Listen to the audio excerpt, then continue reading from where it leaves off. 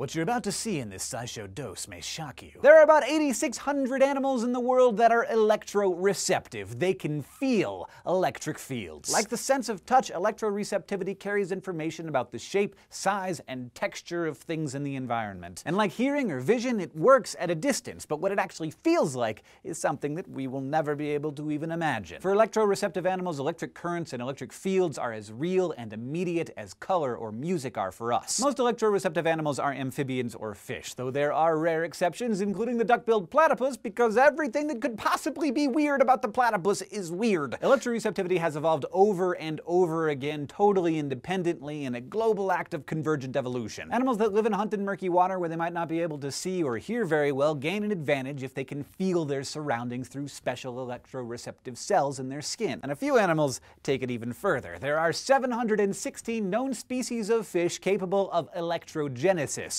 the creation of electric fields, and even strong electric shocks. And these fish don't have a common ancestor either. Biologists believe that electrogenesis has evolved separately at least 11 different times in places as isolated from each other as the African interior, the Amazon basin, and the coral-rich waters of Australia. The most famous electric fish is the electric eel, which is electric but is not an eel. It's actually a kind of knife fish that lives in South America and can produce an electric shock up to 600 volts. Enough to hurt, but not seriously injure something as big as a human. But if you're an itty-bitty tiny fish trying to go about your daily business of swimming and eating and not dying, yeah, 600 volts is the last problem you'll ever have. All cells in living things produce an electric charge. It's a normal part of cell biology. They do this by pumping positive ions of metals like sodium, potassium, and calcium outside the cell membrane. So the outside of your cells are slightly positive compared to the insides. Every cell in your body has a resting voltage of about 0.085 volts. Of course, my cells aren't organized in a way that would let me add those voltages together. But these fish have special cells called electrocytes. They're stacked in long chains like the batteries inside a flashlight. And each one of those cells is connected on one side to a nerve fiber. When an electric field charges up, its brain sends a signal down those nerve fibers. When a signal hits the electrocytes, little pores open up in their cell membranes, allowing those positive ions to rush into the cell. Each cell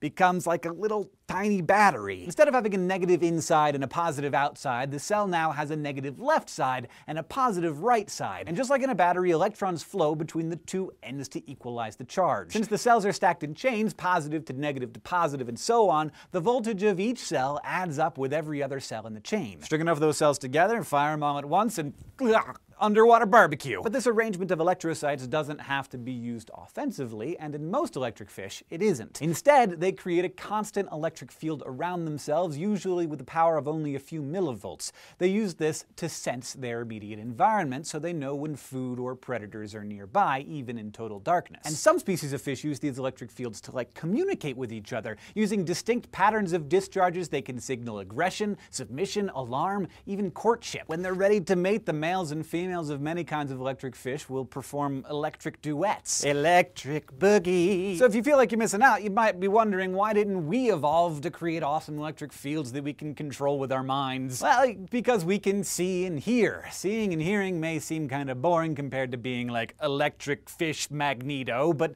they use a lot less energy than electrogenesis. Plus, one of the most common questions people ask about electric eels is, why don't they electrocute themselves? The answer being that they do. When an electric eel fires, you can actually see it flinch. I don't know about you, but I think I'll stick with my senses since they don't actually cause physical pain to use. Thanks for watching this electrifying SciShow dose, and if you'd like to help us keep sharing natural wonders like this, go to subbable.com/SciShow to find out how you can help us keep our batteries charged. And don't forget to go to youtube.com/SciShow and subscribe.